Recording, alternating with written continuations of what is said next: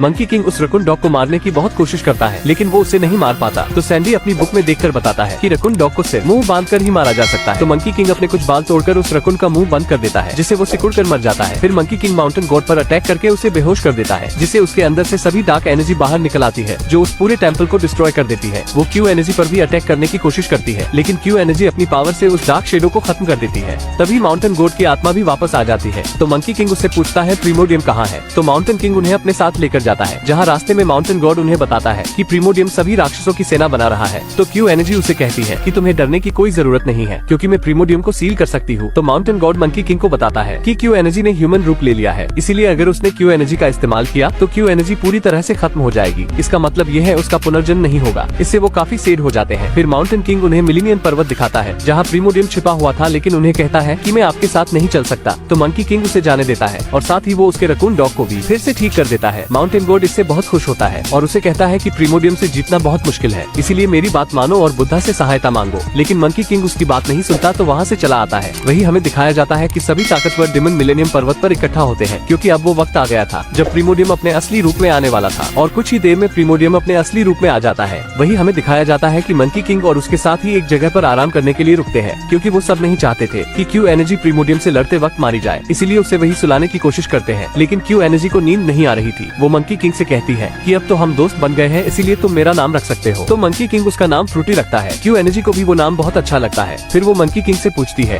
कि तुम्हारा नाम सनवू कॉन्ग किसने रखा था। मंकी किंग उसे कहता है कि मेरा ये नाम मेरे मास्टर ने रखा था, क्योंकि मेरे कोई माँ बाप नहीं है, मैं पत्थर से पैदा हुआ था, इसीलिए तुम चुपचाप सो जाओ, क्योंकि मैं एक बुरा डिमन हूँ जो बुराई के सिवा कुछ नहीं कर सकता। तो फ्रूटी उसे कहती है कि तुम बुरे नहीं हो, तुम एक अच्छे डिमन हो। साथ ही वो उसे ये भी कहती है कि हम दोनों मिलकर प्रीमोडियम को हरा देंगे और तुम्हारे मास्टर को आजाद कर लेंगे। तो मंकी किंग उससे वादा करता है कि हम सभी मिलकर प्रीमोडियम से लड़ेंगे। तो फ्रूटी इससे बहुत खुश होती है। फिर वो वहाँ एक चट्टान पर जाकर सो जाती है। तो मंकी किंग उसके चारों तरफ एक कवच बना देता है, ताकि उसे कोई नुकसान नहीं पहुँचा सके, और वो उसे अपने साथ भी लेकर नहीं जा सकते थे, क्योंकि इससे उसकी जान को खतरा था। फिर वो तीनों आगे बढ़ जाते हैं और सुबह होते होते पर्वत के काफी करीब पहुँच जाते हैं। लेकिन तभी प्रीमोडियम के सभी डिमन उन पर अटैक करने के लिए आने लगते हैं। तो मंकी किंग भी अपने दोस्तों के साथ लड़ाई करने के लिए तैयार हो जाता है। वो तीनों सभी डिमन पर भारी पड़ने लगते हैं, क्योंकि बाजी खुद को बहुत बड़े मॉन्स्टर में बदल लेता है और सैंडी अपनी वाटर की शक्तियों से उन पर हमला करने लगता है। उन सभी के बीच बहुत ही तगड़ी फाइट होती है, लेकिन एक जगह मंकी किंग को सभी डिमन चारों तरफ से घेर लेते हैं। ये देखकर मंकी किंग अपने बालों की मदद से बहुत सारे क्लोन बना लेता है और सभी डिमन पर भारी पड़ने लगता है। तभी भी प्रीमोडियम वहाँ आ जाता है और उन डिमन को खुद ही मार देता है, क्योंकि उसे लगता है कि वो सब कमजोर हो गए हैं। मंकी किंग अपनी पूरी पावर से प्रीमोडियम पर अटैक करने लगता है। वो तीनों एक परफेक्ट टीम की तरह प्रीमोडियम पर अटैक करते जाते हैं, जिससे ऐसा लगता है जैसे प्रीमोडियम आसानी से हार जाएगा। लेकिन प्रीमोडियम वापस उठ खड़ा होता है और अपनी रिंग से उन पर हमला करने लगता है, जिससे वो तीनों इस बार प्रीमोडियम के सामने नहीं टिक पाते और प्रीमोडियम उन्हें बहुत मारता है। वही फ्रूटी की जब आँख खुलती है तो वो देखती है कि मंकी वहाँ नहीं है, इसीलिए वो उससे बाहर निकलने की कोशिश करती है, लेकिन उस कवच की वजह से वो बाहर नहीं निकल पाती। तभी मंकी बहुत जख्मी हुआ उसके पास अगर गिरता है और प्रीमोडियम उसे मारने लगता है, लेकिन तभी उसके दोस्त उसे बचाने आते हैं, मगर प्रीमोडियम उन दोनों को ही जान से मार देता है और मंकी किंग चाहकर भी उन्हें नहीं बचा पाता, क्योंकि वो बहुत बुरी तरीके से जख्मी हो चुका था। फिर भी प्रीमोडियम फ्रूटी को खत्म करने के लिए उसके चारों तरफ बने कवच को तोड़ने लगता है। तो मंकी किंग उसे रोकने की बहुत कोशिश करता है, लेकिन प्रीमोडियम कवच को तोड़ देता है। ये देखकर मंकी फ्रूटी को वहाँ से भागने को कहता है। फ्रूटी उसकी ये हालत देखकर रोने लग जाती है। तभी प्रीमोडियम टैंक को भी वहाँ ले आता है और वो मंकी किंग के सामने ही टैंक की पावर को अपने अंदर खींच लेता है, जिससे टैंक की आत्मा भी निकल जाती है। इससे फ्रूटी काफी सैड हो जाती है और वो अपनी पावर मंकी किंग को देने लगती है, लेकिन मंकी किंग पावर लेने से मना कर देता है। तभी प्रीमोडियम फ्रूटी को पकड़ लेता है और वो मंकी किंग से कहता है कि तुम डिमन के राजा बनने के बिल्कुल लायक नहीं हो, इसीलिए अपनी हार मान लो। लेकिन मंकी किंग उसे कहता है कि हार मानने से अच्छा मैं मरना पसंद करूंगा। इससे प्रीमोडियम को और ज्यादा गुस्सा आ जाता है और वो मंकी किंग को बहुत बुरी तरह से मारने लगता है। ये देखकर फ्रूटी को भी बहुत गुस्सा आ जाता है और वो अपनी पावर से प्रीमोडियम पर अटैक करने लग जाती है और उसे पूरी तरीके से पकड़ लेती है। लेकिन तभी प्रीमोडियम अपनी पावर को एक्टिवेट कर लेता है, क्योंकि अब उसके पास टीम की भी पावर आ गई थी और वो अपनी सारी पावर से फ्रूटी पर अटैक कर देता है, जिससे फ्रूटी दूर जाकर गिरती है और उसकी सोल निकलकर मंकी किंग के अंदर चली जाती है, जिससे मंकी में फिर से जान आ जाती है और उसका स्टोन होट बहुत तेजी से धड़कने लग जाता है और अब मंकी किंग अपने रुद्र रूप में आ जाता है। फिर उन दोनों में बहुत ही भयंकर फाइट शुरू होती है, जिससे अब मंकी किंग प्रीमोडियम पर भारी पड़ता है और उसके हाथ पैर तोड़ देता है। फिर मंकी किंग अपनी स्टिक का साइज बड़ा करके प्रीमोडियम को पूरी तरह से मार देता है, जिससे प्रीमोडियम की सारी डार्क शेडो भी गायब हो जाती है और फ्रूटी की क्यू एनर्जी से बाजी और सैंडी भी दोबारा ठीक हो जाते हैं और अब उनके मास्टर भी वापस आ जाते हैं, जो उन तीनों को आशीर्वाद देते हैं। और पोस्ट क्रेडिट सीन में उस जादुई पेड़ को सही करने के लिए एक देवी प्रकट होती है, जो मंकी किंग के पास मौजूद फ्रूटी के पत्ते से उस पेड़ को वापस सही कर देते हैं। और इसी के साथ इस मूवी की यहीं पर ही एंडिंग हो जाती है। वैसे दोस्तों, इस चैनल पर कुछ ही लोग मेरी वीडियो देखते हैं और वो मेरे दिल के सबसे करीब है, बिल्कुल मेरे प्यार की तरह।